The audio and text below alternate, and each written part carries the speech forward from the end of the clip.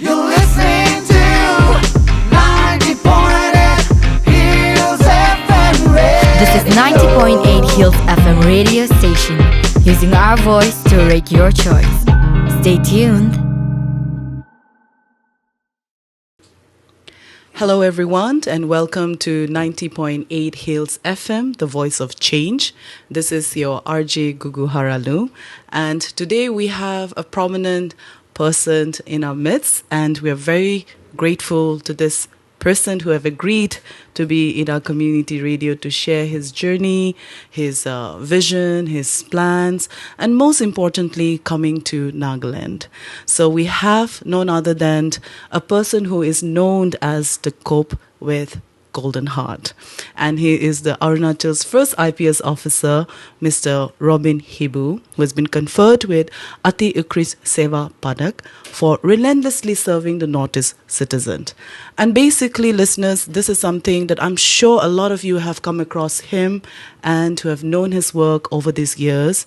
And being in Delhi, he has really seen the hard life. He has seen the real things that our people have gone through. But more importantly, he has been somebody who have not just said and talked about it, but done in action. And I think this is where the community radio is so fortunate, sir, to have you here. Beginning with the purpose of why the Helping Hand started. But we will hear that more from you. But just to let the listeners to understand why the story is important and why this is a voice of change to having you here is also because the kind of work that you have been doing in empowering our young people from the Northeast, giving them awareness programs, especially to know about their rights, to be able to take care of themselves and also be independent in the field that they are aspiring to be. And more importantly, providing them with legal emergency assistance and educational facilities, for which the coaching IAS has happened through your initiative and your leadership. So welcome to Community Radio, sir. Thank you so much. Hello, all the citizens of Dimapur. It's so wonderful to come back after 28 years. I started my career as a young IPS officer from Kohima, Junobutto, and via, of course, Dimapur. It's a pleasure to be here, ma'am. Well, so in fact, I felt really privileged. And as you've said, we've met before. And I was also one of those people who also went through a crossroad of conflict. And I had come to you all the way to your office. And you helped me understand in that crisis why it is so important for us to stand up for ourselves. So I take this ownership and leadership in guiding and also making people aware that when we tell our stories, we must own it and we must fight for it. So, Sir Robin, you're here today, and I want to start off with what inspired you to start helping people, and how did Helping Hand get extended through your personal and professional experience for our Northeast people? What inspired me? I have a litany of discrimination I face right from my village till to I reached to the IPS portal or in that hallowed institution of National Police Academy. From the day one, somewhere or other, I feel that people who are in a disadvantaged group, they are not given the due importance, number one. Number two, society look down at them since they don't have much future being an art student. I'm giving an example. My family, I was an art student. My brother is a doctor, gold medalist. When I went to college, all my, my brother, when he was going, everybody came to meet him. And my elder sister, whom I love so much, my father's younger brother's eldest daughter, she gave the dry meat and some money, then that Arunachal soul, hug him, went up to him up to the bus station to see him off when he was going for MBBS course. I was very thrilled and happy. So I was expecting after 2 years when I went for my college, I scored second highest rank in my state in the arts stream. So I was a little bit expecting because she is my elder sister whom I love so much. But to my dismay, nobody came to see me. Nobody came to see me off. So I was wondering, is it because I'm an art student? Is it because I'm a younger brother? Somewhere or other, this thought revolved around me and all the way to my college. I wept bitterly by holding my aluminum steel trunk on my shoulder along with my father, who came up to the bus station to see me off. In addition to this agony, when I passed the class 12 with a very outstanding result, second rank in the state, I bought a beautiful, a very, very tasty sweets from the market. I distributed to whom I know. There was one officer from my community whom I went and I gave him, uncle, I got second rank. Tomorrow I'm going to the college next week. So he was very thrilled. He thought I must be either going to become a doctor or an engineer. He said, that's very good. He congratulated me and he asked, oh, which medical college, which engineering college are you going? So I told him, no, uncle, I am not going to medical college or engineering. I'm going to arts. I'm going to do my graduation in BA. His face sullen down. He stopped looking at me and said, ki, just after accepting the sweet, he said, ki, chalo, acha hai, babu ubu ban jayega. That was such a demeaning and demoralizing, what is called words. It is still ringing in my mind. That made me another, my own open up again after that happened in family. So that is in my own family member, in my own hometown. Then I was, just before that, before I went to college, I was selected as a first ranker in the district of my Lower Subansiri to be in the Ramakrishna Mission School, Narottam Nagar, which is the most popular, well-equipped number one school of that time. I was so thrilled. I went there. I did my admission, everything there. I was so happy because I come from the Mahatma Gandhi Ashram school, ashram where there is no proper bench. We used to sit on the floor, no water, no electricity, no road. Snake used to come sometime into our class. We used to, drive every school. Sometimes we used to kill the snake. It was a very horrible time. So when I reached that Ramakrishna Mission School, I was so happy. It has a beautiful building. It has benches. It has electricity. It has a bathing. What is called tub. Bathing tub means you have a water tap. You have a dining hall, a proper food. It was like a heaven. I thought God is very kind to me. I spent 2 months, 21 days there. I was happy, settled down, like a bird, first time coming out from the nest. But to my dismay, one day I got a call from the principal, Swami Maharaj, secretary of the school, who was in charge of the principal. He said, son, you have to go back this year. We will see next year whether we will try to bring you back. That broke my heart. I asked him, why, Swamiji? Why I had passed my examination, I did no wrong, and I am the number one ranker from my district. He said कि नहीं बेटा तुम्हें इस बार जाना पड़ेगा. We will see next year. अगला बार देखेंगे. He didn't listen to me. I cried, I wept, I begged, but he didn't listen to me. I went back with that T-shirt of the Ramakrishna Mission School, having the logo of that Ramakrishna Mission with 2 snakes, sun rising, and written Narottam Nagar School, Arunachal Pradesh, Khonsa. Kept that T-shirt, went back to village, didn't go to school for 1 week. I used to weep every night before going to bed by seeing my T-shirt of that Ramakrishna Mission School. I was broken. My mother used to counsel me, advise me, try to boost up my morale. Somehow I overcome that, deprivation or discrimination. I went back to that ashram school. So all this, it happened. But one day when I came back after becoming an IPS officer, I was chief guest in that school. They called me in that school. I vomited out with tears in my eye. This school had sent me out unceremoniously.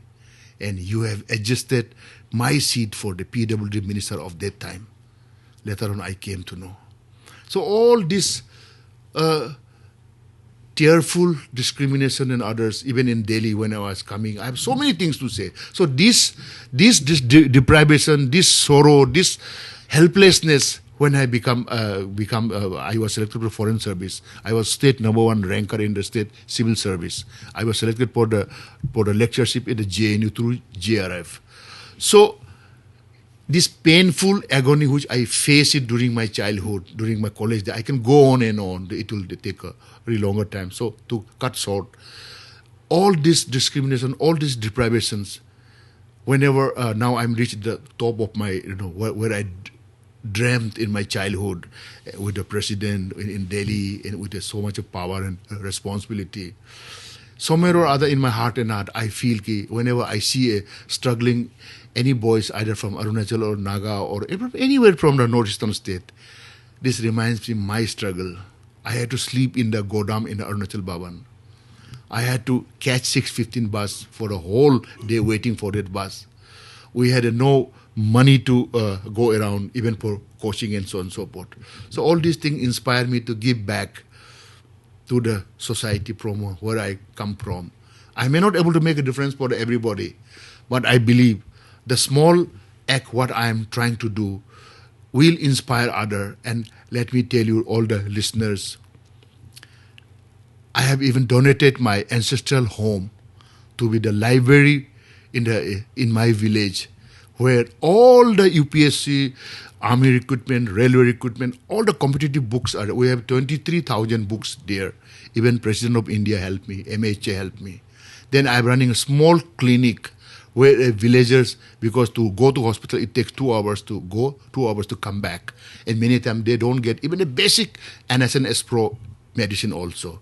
So in order to relieve that basic first aid of in the medical cases, I started this health unit also. So these are the area I find solace that with recollecting my struggling days, my deprivations, my discriminations, that at least I am making some difference for my society, for our Northeast people. It's no difference from Nagaland or Arunachal Pradesh. Yes. So this helping and evolve. And how it started, please allow me to. I recovered 15 crore rupees looted from the state treasury in Anini district in Arunachal Pradesh. I went to jungle. I was airdropped by a helicopter. We recovered it after so much of struggle. God was with me. State government gave me 25,000 rupees cash after recovery of 15 crore.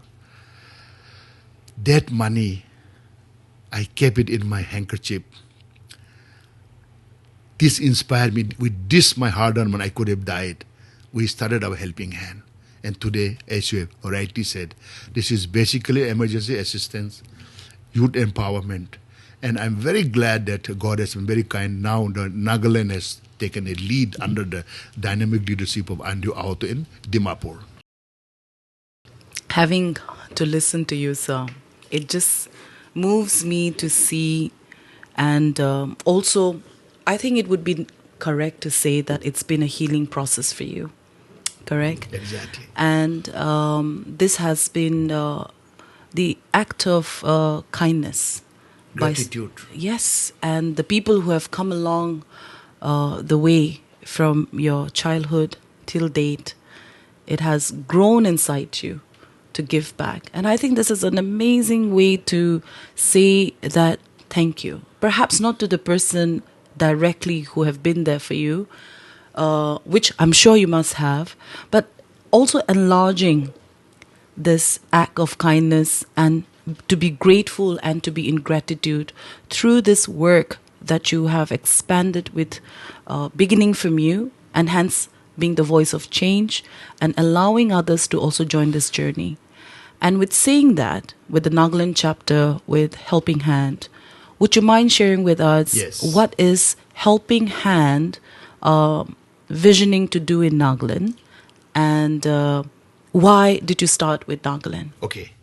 That's wonderful. I was thrilled when, we have so many people who have joined me. कहते हैं ना हिंदी में, आप अकेला निकल गया, लोग जोड़ते रहे, कारवां बनते गए. Means I walk alone, try to do something, many people joined, and it became a movement. Yes. So in that movement, I found a fine gentleman, a God-fearing man called Ati Utkrisht from Nagaland. He's one of our founding member. He too have a same feeling like me to giving back to society. So not only that, we have been working together for so many years. So finally, we could have offered it earlier, but because of the COVID and because of that issue, lockdown and other, we could not do that. So finally, it has landed at Dimapur. Why Dimapur? Number one, Helping Hand is a pan-Northeast organization. We are taking care of the Nagas who are in cities. We have a volunteers all over the country. We have a scholarship scheme. We have a coaching scheme. We have a burial and cremations fund. We are mobilizing people in awareness campaign. But sitting at Delhi alone is not going to sort the problem. So Anju, being one of the intellectual of your Naga community, and he is very known to everybody in the Northeast, even in Delhi, for his education's contribution, so and so forth. So we had a brainstorming discussion. Then he volunteered. I'm so glad. I was praying before discussing with him. God has heard our prayer. Somebody who is giving his building for that is Helping Hand. And this is, I feel like a angel coming down to a Dimapur or to a Nagaland, because here in this Nagaland chapter, this will be our working center, I would say the headquarter for the Nagaland, because many a time, I as Helping Hand in Delhi, we get the problem when it is already being spoiled. Exactly. So now, the analysis said that we need to tackle it at the root level. That means at the back home. Yes. And nothing can be better than having in the Nagaland some institution which will give a incubation training before going out, have some kind of record, and become the nerve center for coordination for all of the Nagaland districts and Naga people who are coming out. So to me, this is a God-gifted one of the what is called blessing for the Naga people, that this Helping Hand at the Dimapur will finally be at your doorstep of the Nagaland or of the Naga people, and this will also relieve many of the problem, because once dealing every year now, I have a data bank with me. Naga, like for example, Upper Manipur is the worst affected. Be it matrimony related with other non-Naga, or be it what is called cheating in cyber fraud, be it what is called in education related cheating, or business related. So many issues are there. So this will be the nerve center for awareness campaign. This will be the nerve center for reaching out to our people who are in distress. We will be in headquarters. We will be transmitting to the headquarters in Dimapur. This will be the nerve center for IAS coaching. Why I'm saying civil service coaching? I know we have other opportunity also, but today, if you are in a big post in India, then this service, civil service, can really make a difference. Yes. So since we are getting 2.5 CR every year for our Northeast scholarship for the UPSC coaching, so many hardly Naga boys and girls make it. Reason number one, lack of awareness.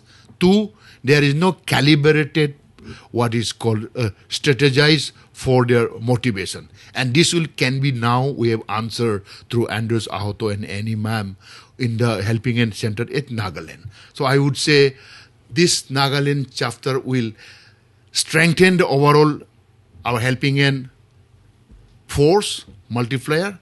Two, Naga will now get a focus center for distress assistance. And you must be surprised why there are Bhavan, there are government, there are so many institutions. I don't want to go into the detail.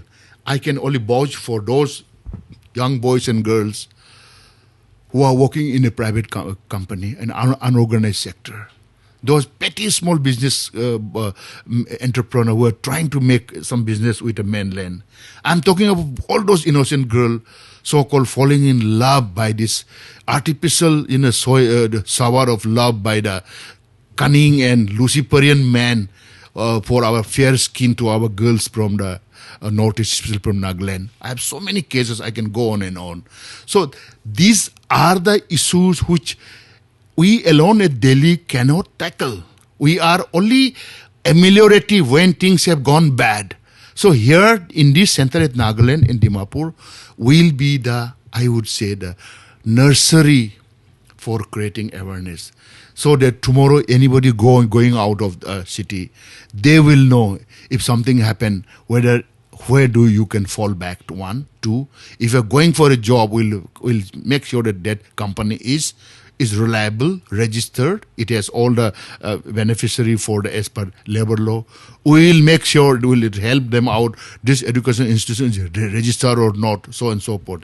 Even if somebody is going for skill training, one of the priority area of for the ANDU in his center in Nagaland will be how to influence our data bank and feedback to the government and policymaker. This skill training can be improvised. Now, what is happening is that skill training idea is very good, no doubt. We welcome everyone.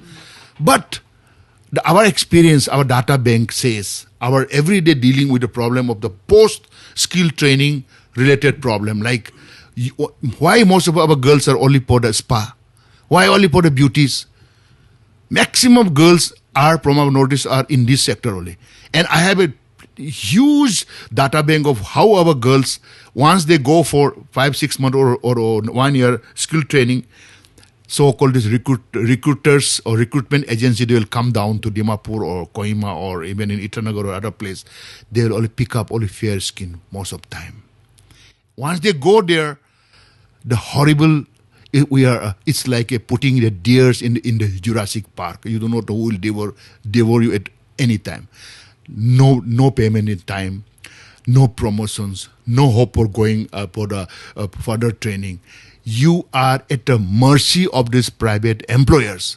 And if something happen, Bhavan are there, but they are overcrowded. Most of the time, they are busy with so many other assigned work. So they are left out because in the back home, they are not a vote bank. I mean to say, I shouldn't say that vote bank. I mean to say, they are citizens of Nagaland or from Arunachal or from northeastern state. But since we are discussing about Nagaland, but once they come out, then they are left in the city, in the cruel Jurassic city where there is no one. Everybody is not privileged to associate with the Nagaland Student Federation or our community organization. There are many organizations, I have no doubt in that. But problem is that these lakhs of boys and girls of Nagas, they are not able to connect with their community organization because they are working in private sector. They have been assigned a job during the night time, most of the time in odd hours. So daytime they have to sleep. Even they can't go to church. They can't meet their community leader. So they are left out. And many of them resulted into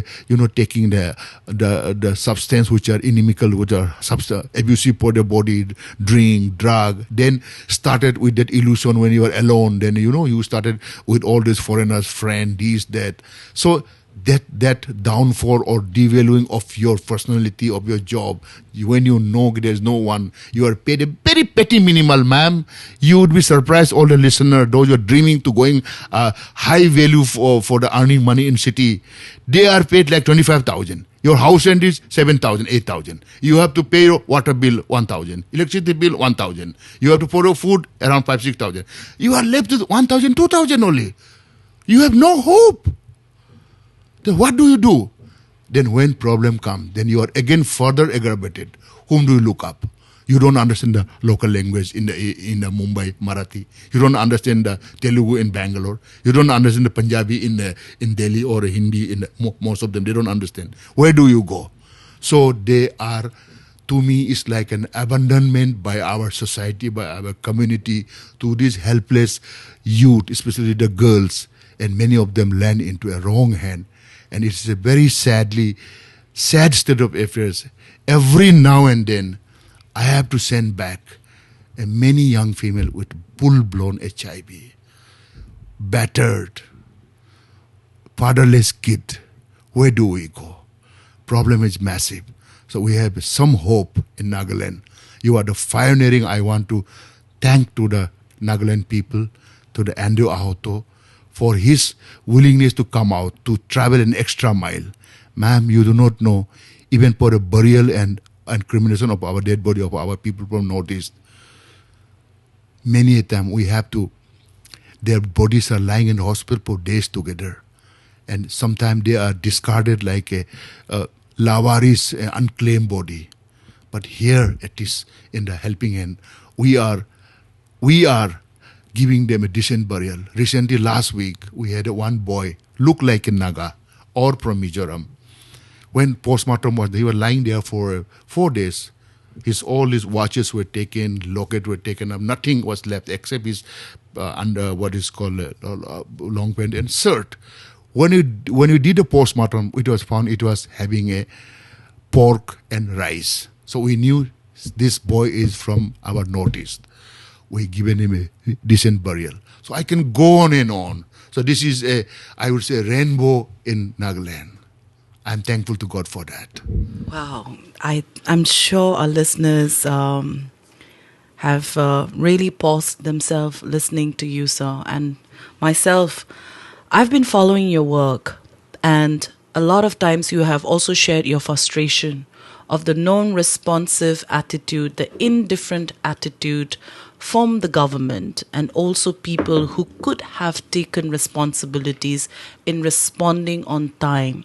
And having said that, having the Nagaland chapter and chapters across the Northeast, and how you plan to actually use these portals to actually address the root causes that is making our young people to go to cities and not just do good, but also there is the other side of the ill effects of being in the cities. Now, I'm very interested to ask you, sir, with all that you have shared, and I know there are more, but could you please tell me what are the reasons why our people, and this is in general to the Northeast, not just to the Nagas, that makes them or pushes them to situations like that? Because you talked about the root causes.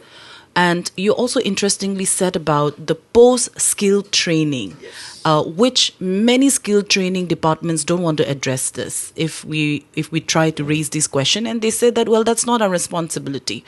Our part is we've trained, now it is up to them. They're adults, they're 18 years of age.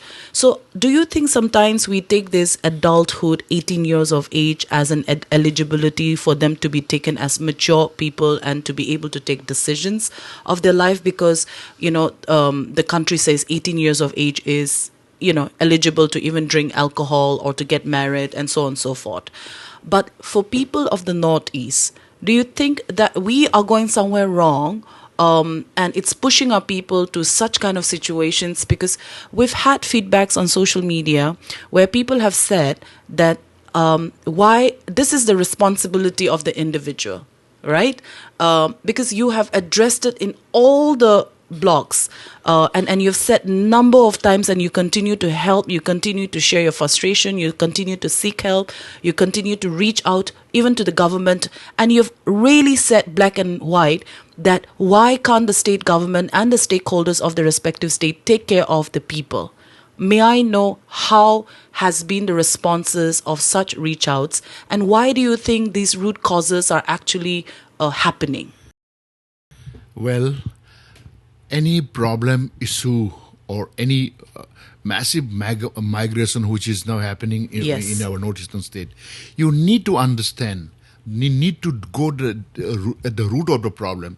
Why do our people go out for a pittance pay and salary in cities? Reason, to my understanding, there is not much hope back home, not much hope for entrepreneurship. There's no proper communications. There's no connectivity. But they are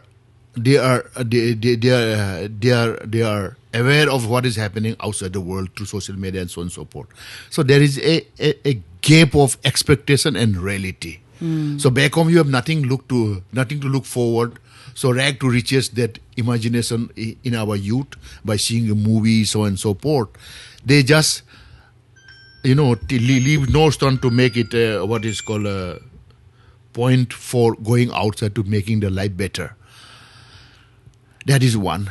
Two, it will be imperil if we leave this lakhs of youth coming to the cities at their own peril, saying that post-skill training is not their responsibility. To my understanding, and we are addressing it at different forum.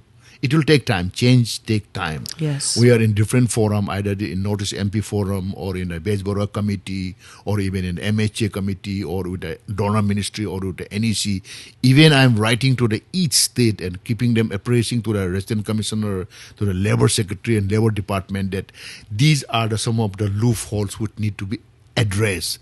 And I'm sure someday I'm very, very sanguine and hopeful that they will address to that issues. And having said what you said, 18 is too young or is presumed to be, right time to do whatever they like. And look, any society, if you look at the civilizations, if you do not groom your youngster holistically, then someday or other, they don't have a much experience of the world.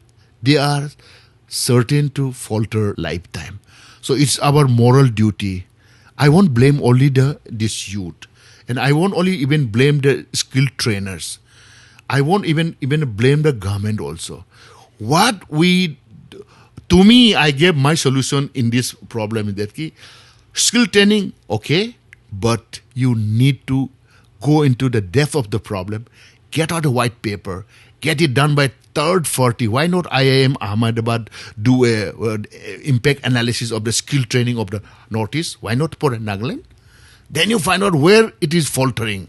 We can't allow you train them for 9 months and you put them in the Jurassic Park. You don't know who will devour what. You say, no, after 18 is each individual, you can take care of. No. In government servant, also, once you get the employment, there are rules for your gratuity, for your medical raise, for your this, for your that. And we need to ensure that in that labor, what is called law, implementation of all those rules and what is called the privileges which has been given by under the labor rule.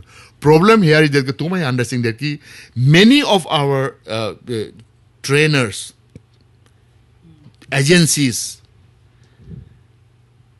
even some of the stakeholder, even in the government, perhaps they are not gone into the depth of the matter of what is ailing them.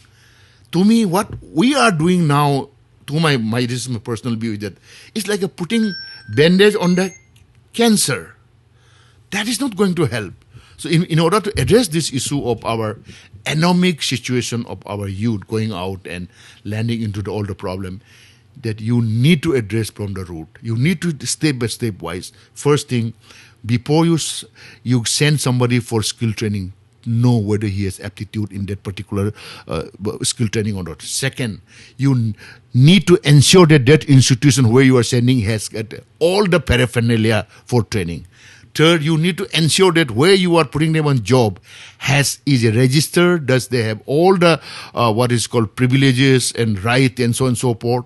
Then fifth, you must ensure that there is another avenues for promotional promotions in life, avenues for higher training, so that a sales girl can become a computer data entry. A computer data entry, like in Select City Mall, ma'am, I want to tell you, like Select City Mall, I did a survey. 972 sales girls are from Northeast. All of them are sales girls. So they will never become a floor manager or a data entry or a supervisor until and unless they get some further training. Or further training Delhiwala will never give. No. Haryana will never give. No. Because they are from Nagaland. They are from Arunachal Pradesh. So we have our, that's what I'm, point I'm raising to our MPs, to our all the stakeholders. We need to have when we have a donor, when we have a NEC, when we have so many government organizations, why not this immediate massive issue need to be addressed by stakeholder? Call us. We have data bank. We have experience. We will tell you how to go about that. We will, and that's what we want, that Nagaland chapter of Helping Hand Center should start, that having a data bank for all those who are going out for skill training, what is their skill, how they are performing in their job, is there any scope for higher promotion, how are the government and even their companies promoting them for a growth in their career in ahead, do they have all those rights as per the labor law, so on and so forth. It's like a tsunami, ma'am. We cannot address only by one stakeholder. We need a very holistic, because you can't allow your younger generation to move in a lakhs to the city and abandon them. And since they don't become a vote bank in back home, so they are forgotten even during the elections. Until and unless somebody has very special family members, they cannot afford to go back all the time. True. So this is something, to me, the problem is very massive, and I'm very happy that Nagaland has started with this opening of Helping Hand Center in Dimapur under Andio Auto. Ma'am? It's also taking me to this question, and I'm so happy that you found someone like Sir Andrew to take this forth in initiating the Nagaland chapter. And I'm sure in days to come there will be people to join this movement, because, as you've rightly said, you just can't abandon. They are your own people. Having said that, I want to move towards during the COVID. We have seen how our young people have wanted to go back home. And Helping Hand has, prior to COVID, and then COVID hits, very unprepared. What has been the challenges, and how different has it been from the normal challenges of issues to COVID situation of having to address how young men and women from the Northeast, not just in Nagaland, but for the Northeast, the kind of approaches that you had to design, because COVID was something that nobody was prepared for. So how did you respond to this crisis, sir? COVID pandemic and lockdown was one of the most challenging, for the Helping Hand, even for me also. For the first time, we found lakhs of students and employees from all over the country are stranded into their room. They have nothing to eat, no money to buy other essential things. Some were falling sick. There were no bed. There was no oxygen. Who have died, who have no graveyard to, nobody was willing to carry the dead bodies. Who needed a medicine, there's no one to bring them a medicines. It was one of the most horrible time I had faced in my life. But God was very kind. We regained within 2 days. We organized our Helping Hand all over the country in a 3 strategy. First, we took care of Delhi NCR, around 11 lakhs Northeast. We set up Helping Hand, set up a 2 control room at Kingsway Camp in Delhi with 7 volunteers. Another one in Lodi Colony, another control room. There, our whole job was to connect through our connect. We are already Helping Hand, for your information. We are connected with all the organizations, Yes. all the pastors, all the baban. So we were sending the message to all the student union. Anybody stranded, send in this. We have dedicated mobile by WhatsApp and by SMS. Okay. So this control room will collect all those names who need ration, who need medicine, who need oxygen. Who need to be shifted to the hospital. So 24/7 we had the volunteers. So every morning at 9 a.m. we will sit down through video conference, and in that control room we will chalk out for the ration. I'm coming to that. We had a ration packaging center. I had started begging from everyone. I got it even from the Home Minister, from the President's Secretariat, even from a lot of good people from Delhi. Even I'm very happy to tell you that for the first time, Northeast Council Secretary, the Moses Chalai, I could reach out to him. He gave me 33 lakhs. Anyway, so with this money, I started arranging through Food Corporation of India. Straightly, we open up some of the, godam of the, in the market. With all those, we have taken the risk, of course, that is there. Pack it in a proper way, in a rice, dal, then, some of the, even the medicines, even the pad for the college girls, it was very emotional. Yes. They were feeling, not even feeling ashamed to tell kids, sir, we need pad. We have 30 girls stranded in this colony, so on and so forth. So anyway, we pack the things, mark it, and suppose in South Delhi, yesterday we got around 2,700 SOS message from what do they need? Medicine, ration. So we had a 407 were standby with a driver 24/7. It was virtually like a war room. So there every morning by 9:45, our 4 car, we divided South Delhi into 4 zones. Malibanagar zone, Munirka zone, West Delhi zone, and this Saprajang enclave nearby zone. So we have appointed in each colony a representative from our Northeast. In that, suppose in the NCC center in the Saprajang enclave, we will ask the police, we are delivering rations, the people will come, they will take. So with that social distance, we used to deliver the medicine, ration, so on and so forth. That is one emergency assistance for Delhi and NCR. And I'm really thankful through your channel. I want to express my gratitude to the Muthoot Finance, the Yonex, the Akash Institute. You know, they came out and with open heart, they gave us a truck of rice, dal, this, that. Otherwise, our ration would have been exhausted with it. We carried it for 2 months continuously. That is for Delhi. When they came to know that Delhi success story is it is heard by the Bangalore and other cities of the country, they all saying, sir, why this discrimination? You are only taking care of Delhi and NCR. Why not to us? We also need your help. I don't want to say this word. Our whom we want to contact, our representative, they are not picking up the call. Bhavan is closed, locked down. We have nowhere to go. Second strategy I did. Then it is really a challenge. What to do? I have no men. Or I have a volunteer, but they can't go out. So I started another innovation strategy to reach out. That is called connecting the dot. My batchmate, 1994 IAS, IPS and IRS.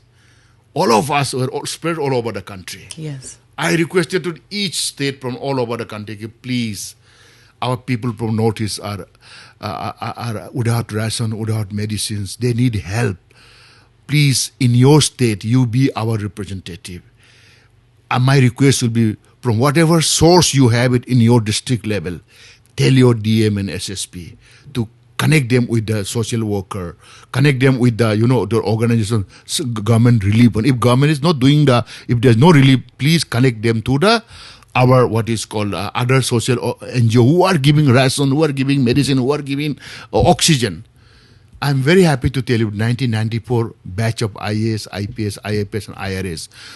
All over the country, I had a representative from each state, either IAS or IPS or IFS, Forest Service or Administrative or Police Service.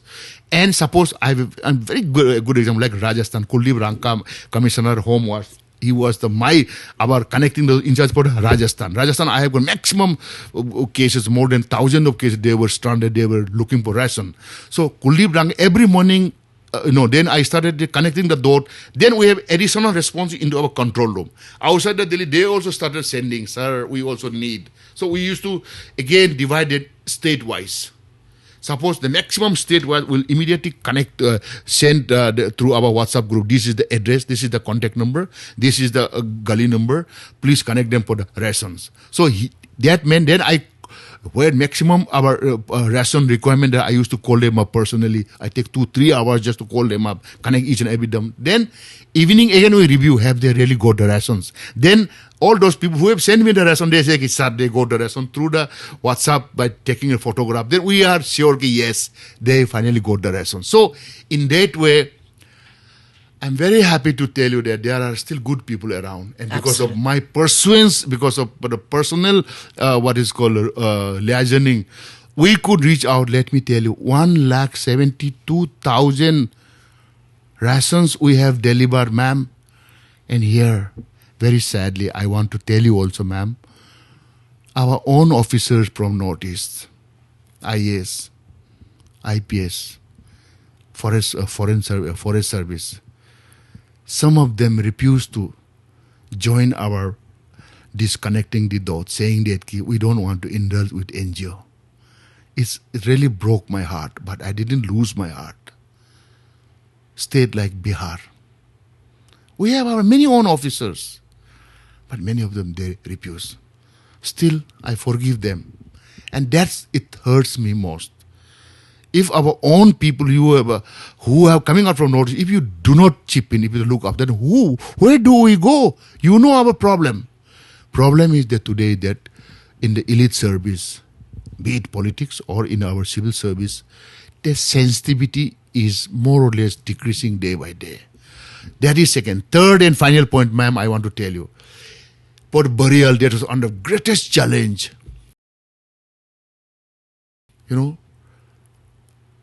Even Mary Kom could not bury his uncle in Delhi.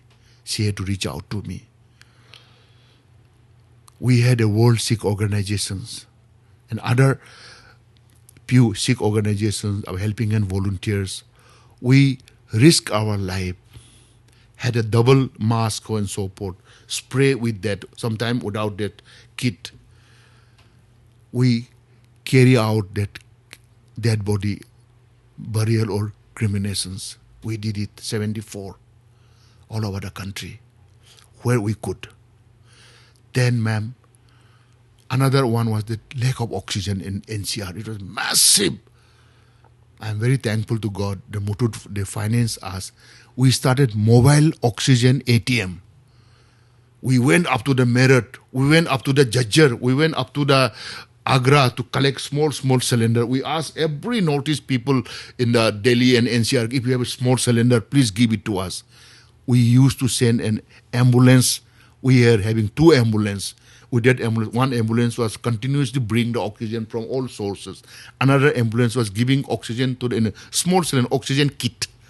That was at that time very popular, and larger ones for very emergency case. We used to deliver them in Gurgaon, in Faridabad. One lady, after 21 days struggling, she died. Her daughter sent us a message. Thank you, sir. You did your best. Mama had a good time. At least 21 days, she could talk to us. She has died peacefully. You know, I have so many things to tell you. So that COVID was something lesson to be learned for all of us. That's what we had instituted Northeast Samaritan Gold Medal. And we have awarded this gold medal to the Mutut, Alexander Mutut, given to the Bikram Dar of the Yonex and Sunrise India. We have given to the Akash, J.C. Chaudhary of the Akash Institute. You know? So, this COVID has taught us emergency lesson. And I think through your channel, through this FM popular radio, I want to tell that we need to learn a lesson. We should not forget this horrible incident, what had happened. We cannot run like business as usual. Tomorrow, anything can happen again. Are you prepared? What lesson you have learned? Why? Imagine had we not been there, we are not praising that we did this or did that. I shudder to think, had we not been there, how many would have died? How many would have died without food, without medicine, without food, without oxygen? And, ma'am, one very sentimental incident I want to narrate it for your listener is that Mission of Charity of Mother Teresa. In the Bhogal in South Delhi, they have a 275, disabled children, including young girls and girls. This is generally for girls and boys, very small number. They reach out, asked several times, we need ration, we need paid, we need this, that. Our headquarters is not able to connect to us. Nobody was willing to go because it was near that markets where the COVID was spreading. Okay. Just opposite to that, it was just only 10-meter road. So they were totally isolated. Yeah, isolated. But I must share with you that key. I asked volunteer, I asked Dr. Sanjay Tegi, Dr. Rahul Nagpal and Araki, Dr. Saab aisa kar rahe hai, what to do here. They are reaching out to me. I can't sleep peacefully here. They are reaching out to me again and again. Robin, please do something, please do something. 4th day, I couldn't wait. Doctor said, no, Robin, without that kit, you can't go. It is market is the source of COVID spread. It is red light area. You can't go. Anyway, I asked volunteer from my volunteer. So they were also hesitant somewhere or other. Then I took my driver and one Muslim volunteer from our helping hand. I didn't listen to doctor. My wife was wild and angry. We took a double mask, put it Dettol all over our body, took it 2 gypsy of pad, oil, rations, rice, potato and other. We went inside and delivered it to the sisters and for the children. The kind of gratitude, the tears in their eyes, it really made all my struggle. Even if I would have died, I would have not mind. I could reach out to all those helpless. When I saw them, they all were looking for the window from outside. So,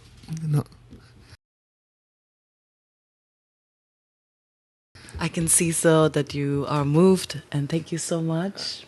And I'm sure the listeners do feel you, and we all feel your heartbeat. And no wonder you're called the heartbeat of the Northeast and the Golden Heart.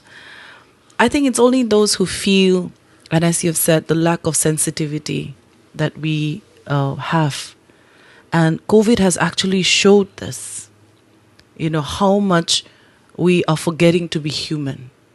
And in one way, COVID has actually brought positive change.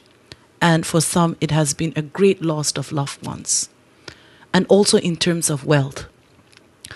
But if we are to take positively, it has also made us think for alternative that can help us reignite and reclaim humanity. And it is here with people like you, with individuals like you, with elders like you, who inspires us young people that if you could do it, we can do it. I want to add also here this morning, in this COVID, I have lost 5 most active volunteers. One was a doctor, Dr. Gamba Padu from Arunachal Pradesh. She was taking care of all those blind children in Arunachal Pradesh, even during the COVID. She used to take care of them, go there, give medicine, so on and so forth, even with Mother Teresa Mission of Charity. Somehow she infected with the COVID and she died in AIMS after struggling for 23 days.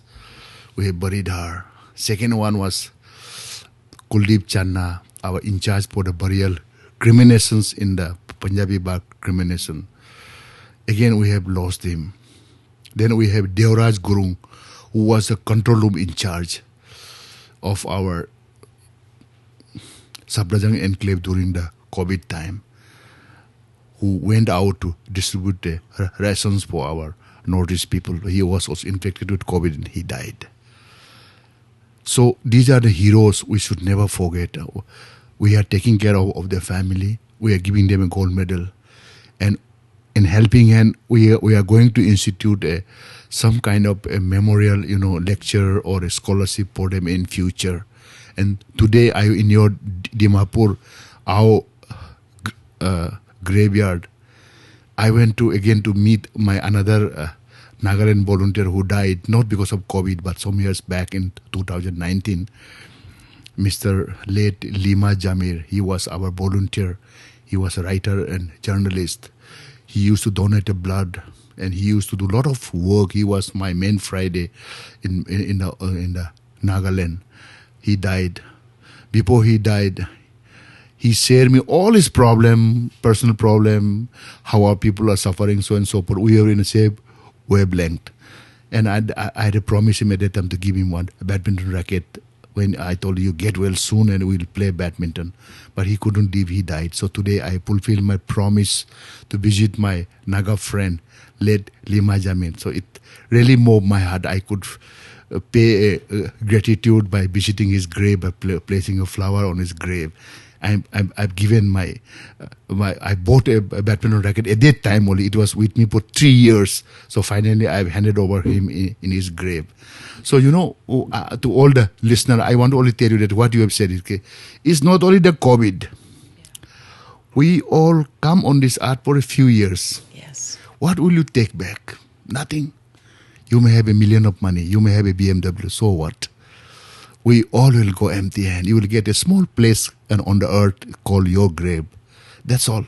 And I think this world can be a better place if we, all of us, share our bread, share our fish, whatever we can.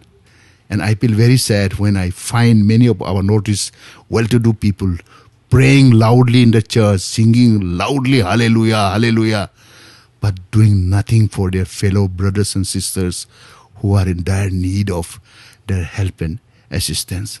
So it's not a criticism, but this is what I felt. I think wherever you are, whatever you do, make your own place, give love, forgive, share each other, and this helping. And I know we are a drop in the ocean of this misery of this world, but for our people, we have an angel like Andrew Ahoto, We have an angel like late Lima Jamir. We have the angel like Deoraj Kurung. We all are there, and never have this feeling that in mainland you are not welcome. No. Everywhere there is a problem. All these problems were helped by the people from the Delhi only. So have the positive attitude, forgive, love each other, stay together, hold each other's hand. And all the Nagas listener, please visit our Helping Hand Center in the David Stone Foundation nearby school. We have office there. And join hand with Andy Auto. Let us make it a moment of mercy, moment of succor, moment of help, moment of empowerment for the Naga youth. This is my appeal to all of you. I am Robbie Nibur speaking from the very popular Hills FM from Dimapur. Thank you so much. God bless Naga. God bless Dimapur. Thank you. Thank you so much, sir. I think you took my speech away on the closure, but very grateful for doing that. Well, I'm sure the listeners have thoroughly been educated, been advocated through your experience sharing, and also having to also realize that how much you and your team and people who have sacrificed to serve others. And it is here with this note, we, the community radio, the community family of 90.8 Hills FM, wish you and your team and the future of the many chapters that is going to open in the Northeast through your initiative, and this personal change story and the healing process that has happened for you has, in a big way, we don't make it alone, right, sir? And Yes. and this is something that I've been really examining in myself too. We never make it alone. And all these crises that we have in life, it is for God to tell us that you're more than what you think of yourself, because He's got greater plans, greater vision for all of us. And if we could only trust and obey. I'm told that obedience is better than sacrifice. And it is here that I would like to say thank you very much for coming here and being with us and your precious time with us to share. And as the voice of change, on behalf of the community radio, we wish you well, and we hope that we are, with your wish, to support the Helping Hand, the Nagaland chapter, and do more than what we have been doing. And I think there's a lot of rooms to work on and improvise. And thank you, and we're grateful. Thank you so much. Thank you. So with that note, we say thank you very much for our listeners for being very patient and also helping us to do this because of your listening. Listening is an art, and it is only with listening, with understanding, that we get to have this opportunity to have voices of change. And as Gandhi said, our life is a message, and I hope that this will inspire you, and we look forward to your participation and contribution in being with us as a community. This is your RJ Gugu Haralu, and signing off on behalf of the community. Bye, and see you soon. One.